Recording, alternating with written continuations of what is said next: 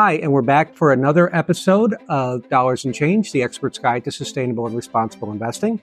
I'm Pete Krull, and we have a special episode for you today.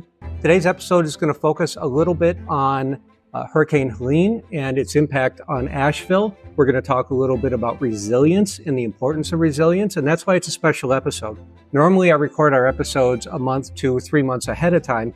This one here is going to be sort of inserted into our normal layout of episodes. So with me today is Dr. Melissa Booth, also known as my wife. Hi, everyone. And we're going to have a fireside chat. We have been living out at our cabin since Hurricane Helene hit because we don't have water at our home yet in Asheville. So one important thing is that you appeared on NBC Nightly News just last week. Yes. Tell us a little bit about that experience. Well, it was exciting when they reached out, but also humbling because the last time I spoke to NBC Nightly News, they were asking why we moved from the coast to Asheville. And I said one of the main reasons was because of climate change, that we were living on the coast. We wanted to move away from the dangers of high intensity hurricanes and move up into the mountains, but also make sure we lived in a place with plenty of fresh water because my home out in the Southwest is really suffering from a mega drought. And so that was on my mind at the time. And so we spoke to NBC Nightly News and I talked about these things. And so when this Hurricane Helene hit Asheville and caused a massive flood event, they wanted to loop back with me and say, how do you feel about that now? Yeah. And so we're going to show you that about 2-minute clip right now. So take it away. Thank you. In 60 seconds, the climate challenge will meet a climate scientist who moved to Asheville to escape disaster where she lived, but is anywhere a safe haven nowadays. Right after this. As climate change fuels extreme weather, some Americans have decided to pick up and move to cities that have been celebrated as so-called climate safe havens, only to find that such places may not exist. Let's get more from Hallie Jackson. To Melissa Booth, Asheville may never look the same. It's gone. I mean, it's completely gone. This is where I enjoyed so many hours of relaxing and enjoying the river. Her favorite hangouts destroyed by the flooding after Hurricane Helene. And it's along this river where we first met Booth and her husband 3 years ago after they'd moved here from coastal Georgia. Was climate change the only reason that you decided to move? I would say it was the biggest reason. Asheville had earned a reputation as a so-called climate haven, along with places like Duluth and Buffalo. Not immune to climate change impacts, but maybe more resilient, which came up in our conversation with Booth, a climate scientist. There's also no hurricanes, no big tornadoes, no violent weather patterns. Today, the best data showed that it was insulated from intense hurricanes, from severe droughts. After having lived through this flooding, I realized that I was wrong to think that Asheville is a climate haven or that there is a such thing as a climate haven. More than 90% of counties in the U.S. have had at least one disaster claim filed. And over the next 30 years, some estimates predict 7.5 million Americans could move because of climate risk. When they think about buying a home, they think about where to live in a way they just didn't 20 years ago. Experts say it's not about zero risk, just how much and what kind. From wildfires out west to extreme rain and snowfall near the Great Lakes to, yes, inland flooding in places like North Carolina. We need to have strong plans for when this happens again, because it will. It's going to happen to every community across the U.S. But Booth has no plans to move again. In natural systems, resilience is the ability to bounce back. And that's what I want Asheville and all communities around the planet to have, the ability to bounce back. And I want to be part of that solution. Hallie Jackson, NBC News. I hope you enjoyed that clip. And so, what I want to talk to you about a little bit is resilience. That's really sort of the theme of today's conversation. So, in that segment, you said that community around the globe, it has to be thinking about resilience, right? So, can you explain what you mean by that? Okay.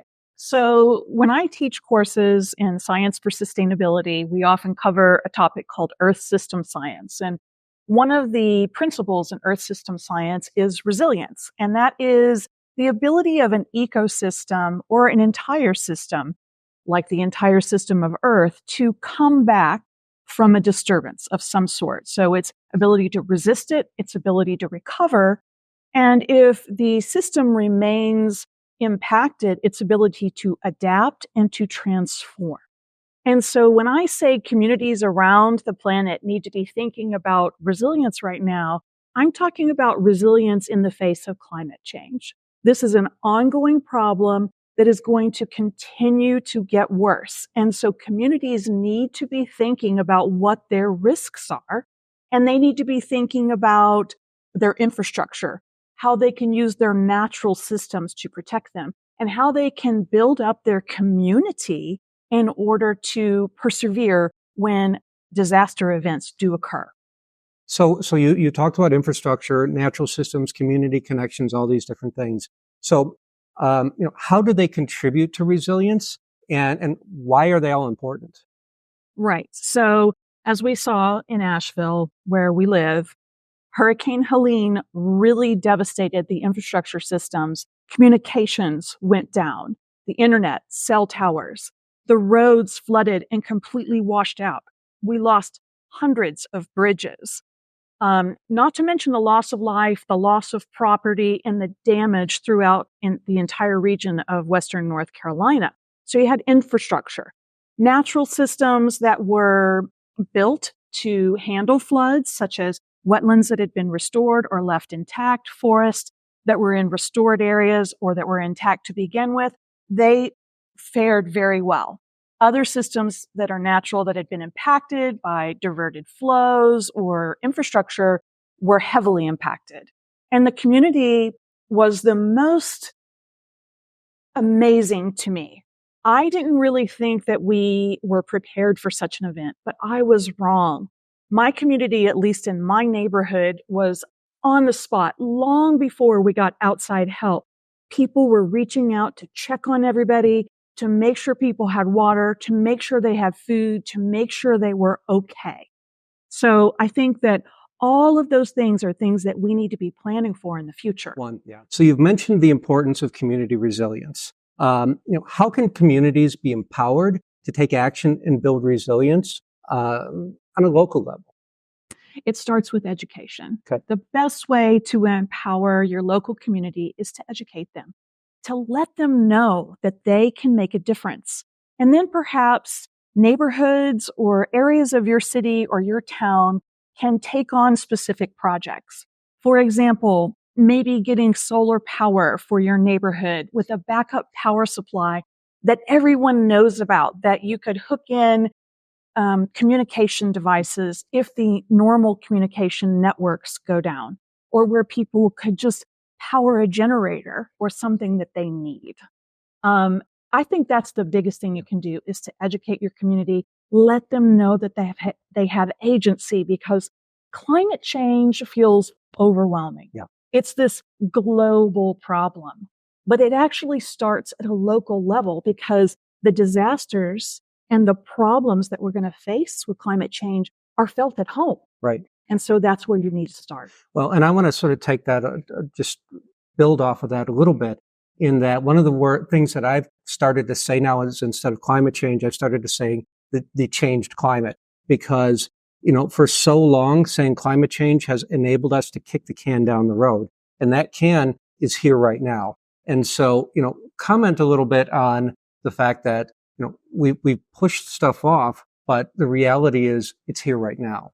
That's right. So, for example, the models have shown for a long time that there was a little bit of a window here at the end of the 2020s into the 2030s when we would start seeing these severe effects.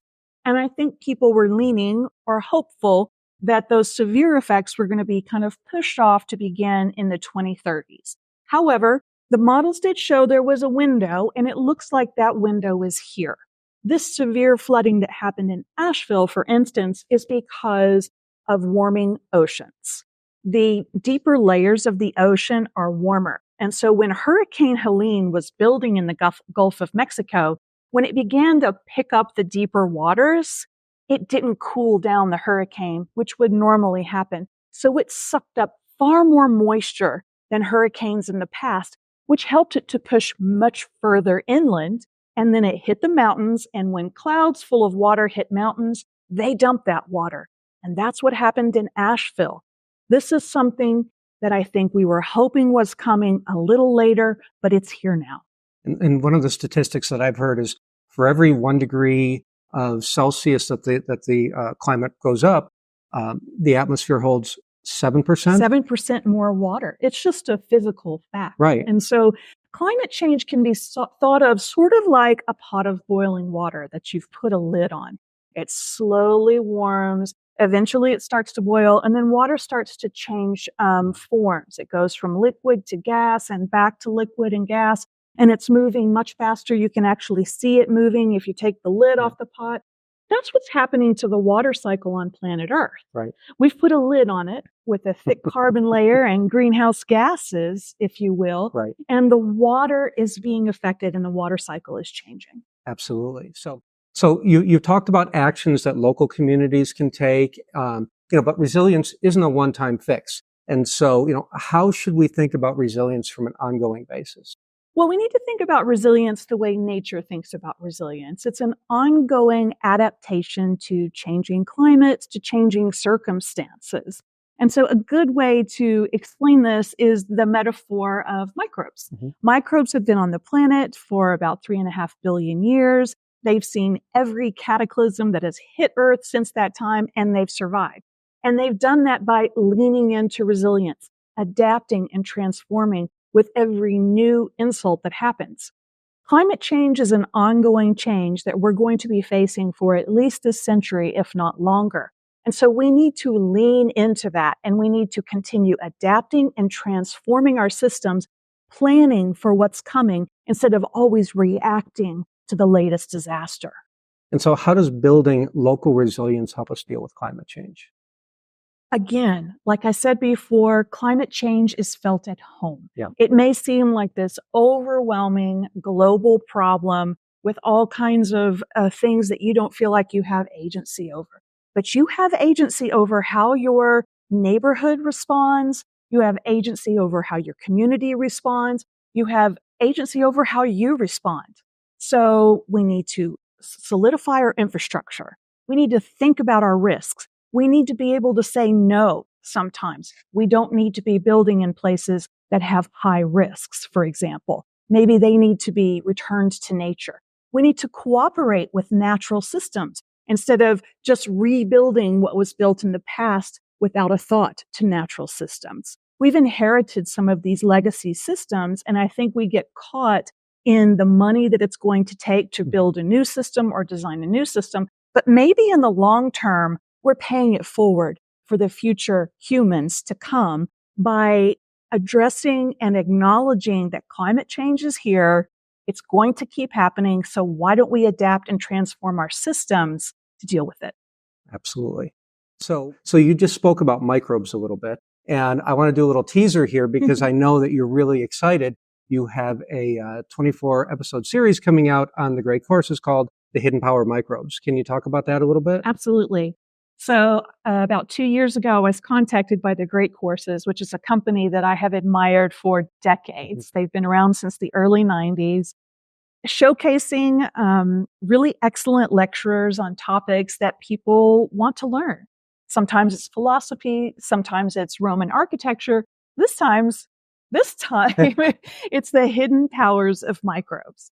And my goal with this series is to show people how important microbes are to our daily lives, not just our human microbiome, but the entire ecosystem of Earth has microbes running the show. And I wanted people to recognize that microbes aren't something to be afraid of or to go ooh about. They're actually something we need to incorporate into our understanding in order to understand nature, to understand climate change, to understand food systems. All of these things that support human civilization rely on microbes, and I don't think people appreciate that. So I worked together with the Great Courses. We developed this 24 episode video series that's launching on November 8th. And I hope that everybody will tune in and learn more about how microbes are resilient and help us to be resilient. And so usually I will ask our guests beforehand, a little bit about their background, and but we're going to do it backwards this time. So we're going to almost wrap up because we do have a final question, but we are almost going to we're going to wrap up a little bit here with your background. Tell us a little bit about, where you grew up and your journey to become a PhD in microbiology and molecular genetics. Obviously, I married up, so. I don't know about that, but I grew up in the far northwestern corner of the Oklahoma Panhandle, which is referred to as no man's land. In fact, as you enter that part of the country, there is a big monument on the side of the road that says no man's land, because that part of the state wasn't part of the state when it first became a state in 1907. It's a high desert agri-wilderness is what I call it. And I left there and went to university at Oklahoma State University in Stillwater, Oklahoma. Go Pokes. And I earned a degree in biomedicine, thinking I would go to medical school. However, in my third year, I did a research experience for undergraduates in the biochemistry department and fell in love with laboratory research. So I thought, well, maybe I'll do an MD PhD so I can do both research and medicine. So I applied to an MD PhD program and I was accepted and I was grateful. However, I got the bill for the first 2 years and was told to take a loan. And the numbers were far more than I had ever seen or heard of before. And so I decided to take a pause and I asked for a year deferral. And I thought I might get a master's in microbiology because it was my favorite subject, and then go on to do the MD PhD. However, once I got into the lab, my graduate advisor said, hey, we have this double PhD program because you seem to be a glutton for punishment, to do 2 departments where you did the microbiology department and you also did the molecular genetics department over in the agriculture building.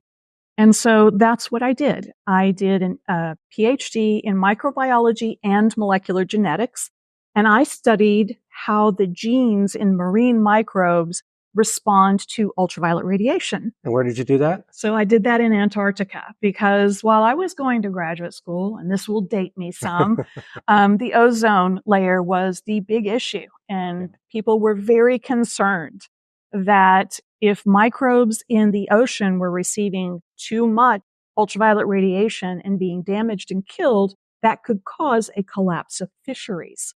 So I was going down there and comparing those communities receiving high UV radiation due to ozone depletion with communities that receive high UV radiation in the Gulf of Mexico.